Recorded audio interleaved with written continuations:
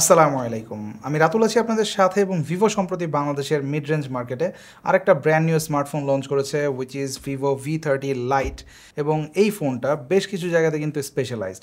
Like এটাতে আপনারা বক্সেই পাচ্ছেন 80 ওয়াটের ফ্ল্যাশ চার্জিং, পাশাপাশি এটাতে রয়েছে একটা কালার চেঞ্জিং ব্যাক, যদিও আমার এই কালারে না, এটার আরেকটা কালার অ্যাভেলেবল রয়েছে এবং কালারগুলোর নাম কি সেগুলো নিয়ে আমরা একটু পরে কথা বলবো।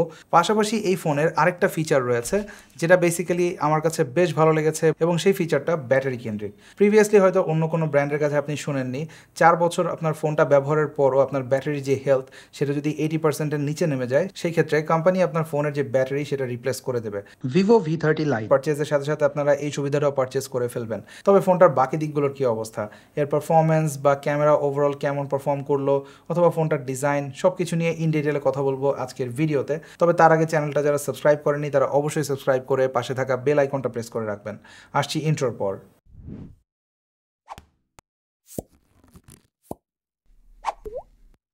ওকে, তো আনবক্সিংয়ে যাবার আগে আপনাদেরকে একটা ব্যাপার জানিয়ে রাখি। এই ফোনটার প্রি বুকিং শুরু হচ্ছে আগামী 6ই মে এবং চলবে 10ই মে পর্যন্ত, এবং ফার্স্ট সেল শুরু হবে 11ই মে থেকে। তো আপনারা যারা এর মধ্যে ফোনটা প্রি বুক করবেন তাদের জন্য কিন্তু কিছু স্পেশাল গিফটস রয়েছে।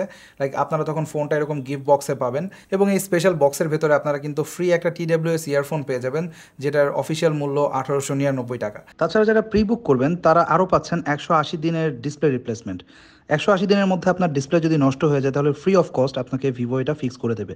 সাধারণত এই অফারটির মূল্য 999 টাকা এবং ডিসপ্লের দামও কিন্তু প্রায় 8,000 টাকার মতো, কিন্তু এই ফোনের সাথে আপনারা এই অফারটা ফ্রি পাচ্ছেন। তো আপনারা যারা এই অফারটা নিতে চাচ্ছেন, রিভিউ দেখার পর যদি ফোনটা কেনার ডিসিশন নেন সেক্ষেত্রে অবশ্যই প্রি বুক করে ফেলবেন।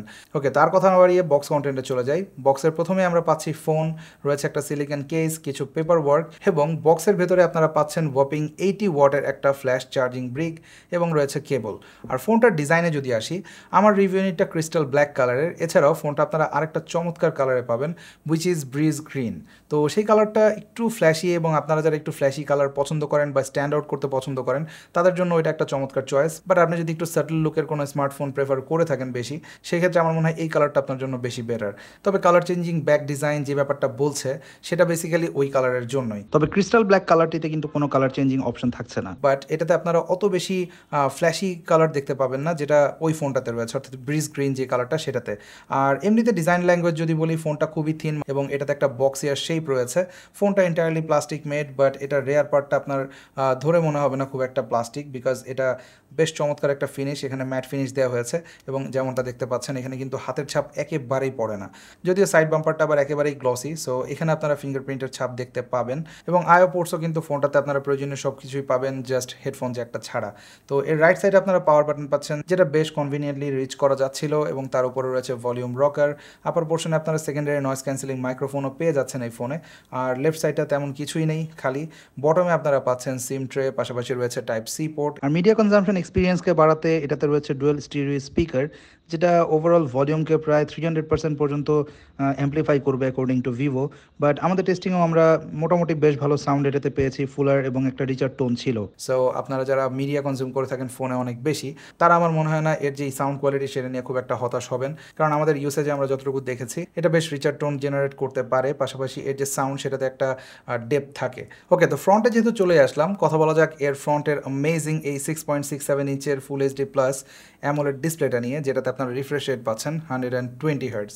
এবং ভিভো সাধারণত তাদের বাজেট থেকে শুরু করে মিড বাজেট প্রত্যেকটা সেগমেন্টে বেশ চমৎকার মানের ডিসপ্লে কিন্তু ব্যবহার করে থাকে। তো এই ফোনটাও তার ব্যতিক্রম না, এতে আমরা যে ডিসপ্লের কোয়ালিটি পাচ্ছি সেটা টপ নচ, এবং এতে আপনারা 1800 নিটস পর্যন্ত ব্রাইটনেস পাচ্ছেন, যেটা আউটডোর ভিজিবিলিটি থেকে শুরু করে একেবারে ডিরেক্ট সানলাইটেও আপনাকে চমৎকার একটা এক্সপিরিয়েন্স দেবে। এবং এই ডিসপ্লের যে চারপাশের বেজেল দেখতে পাচ্ছেন এটাও কিন্তু অনেকটা সিমেট্রিক্যাল, বটম জিনটা একটু বড়, বাট আমি বলবো যে এই বাজেট রেঞ্জের ফোনের সাথে যদি আপনি কম্পেয়ার করেন অফিসিয়াল মার্কেটে, this is quite comparable. Even তারা যে পাঞ্চল কাটআউটটা ব্যবহার করেছে সেটার সাইজও কিন্তু যথেষ্ট ছোট। তো ওভারঅল ডিসপ্লে নিয়ে আমার তেমন মেজর কোনো কমপ্লেইন নেই। সত্যি বলতে এই ফোনটাতে ডিসপ্লেতে একটা ওয়ার্মথ একটা ব্যাপার রয়েছে, কালার প্রোডাকশন বেশ ভালো ছিল এবং এটাতে মিডিয়া কনজিউম করে কিন্তু আপনারা মজা পাবেন। আর যেহেতু 120 হার্জের রিফ্রেশ রেট রয়েছে, সো এতে আপনারা ইউআই ট্রানজিশনে একটা স্মুথনেস দেখতে পাবেন। আর যেহেতু এটা অ্যামোলেড ডিসপ্লে, সো এটাতে কিন্তু আপনারা আন্ডার ডিসপ্লে ফিঙ্গারপ্রিন্টও পেয়ে যাচ্ছেন as you can see. But এটা একটা স্প্লিট সেকেন্ড নেয় আনলক করতে, as you can see. Unlock একেবারে ইনস্ট্যান্টলি করে দেয় এরকম না, তবে এটাতে আমি অ্যাকুরেসি নিয়ে খুব একটা সমস্যায় পড়িনি। মোটামুটি এভরি টাইম আমি আনলক করতে পারছিলাম ফোনটা, এবং এখানে আপনারা রেসপন্সিভনেসে কিছুটা ঘাটতি দেখতে পাবেন। এবং এটা আমার কাছে যেটা মনে হয়েছে, এটা আসলে ডিসপ্লের কোনো ইস্যু না, কারণ ডিসপ্লেটাতে টপ নচ কোয়ালিটির ব্যবহার করা হয়েছে।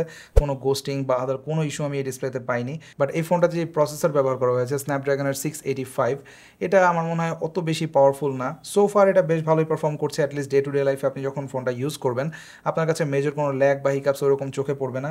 ইভেন আপনি কিন্তু টুকটাক গেমিংও চালিয়ে নিতে পারবেন, লাইক কল অফ ডিউটির মতো গেমগুলো কিন্তু আপনি ইজিলি প্লে করতে পারবেন, ইভেন অ্যাসফল্ট 9। বাট আপনি যদি খুব বেশি হেভি ডিউটি গেম খেলতে চান ফোনটাতে, তখন কিছুটা ল্যাগ আমি দেখেছি।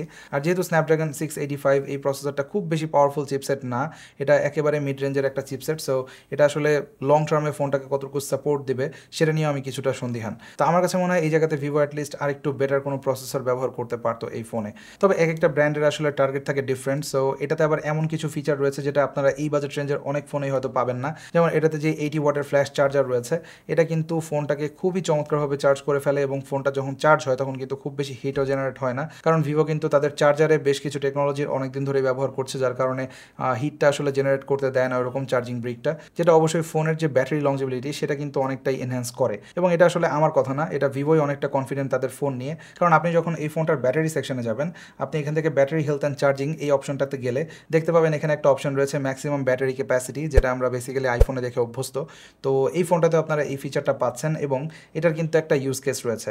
আপনারা বক্সে একটা কার্ড পাবেন যেটাতে রয়েছে অলমোস্ট 4 বছরের ব্যাটারি গ্যারান্টি, অর্থাৎ ভিভো যেটা বলছে আপনি যদি 4 বছর ধরে ফোনটা স্বাভাবিকভাবে ব্যবহার করেন এবং আপনার ব্যাটারি যে ক্যাপাসিটি আপনার পারচেস ডেট থেকে শুরু করে 4 বছরের মধ্যে যদি 1%ও নামে 80%-এর নিচে, তাহলে ভিভো আপনাকে এই ফোনটাতে ব্যাটারি রিপ্লেস করে দেবে।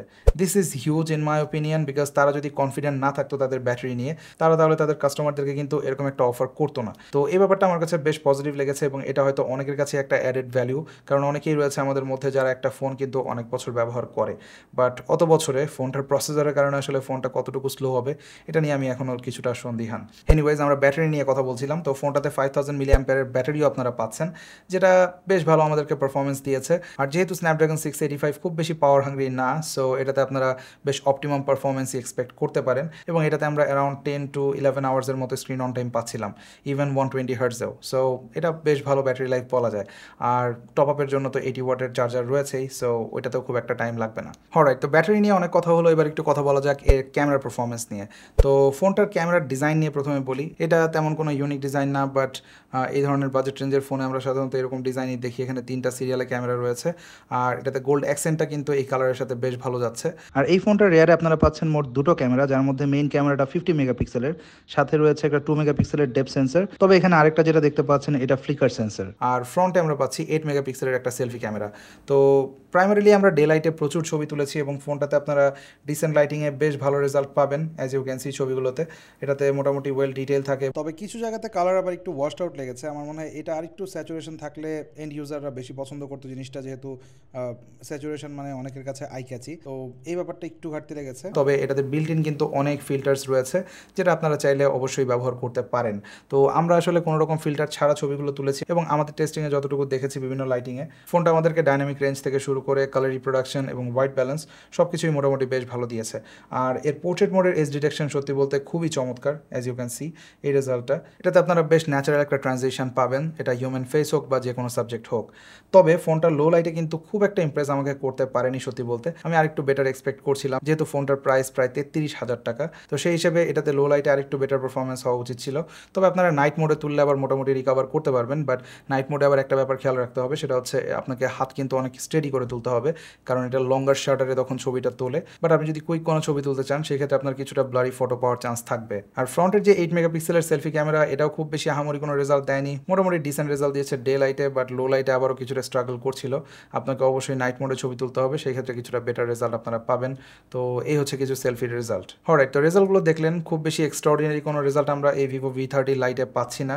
এবং আমার কাছে সবথেকে হতাশাজনক যে ব্যাপারটা লেগেছে তা হলো প্রায় 33,000 টাকার একটা ফোনে আমরা কিন্তু কোনো রকম ওয়াইড অ্যাঙ্গেল লেন্স পাচ্ছি না।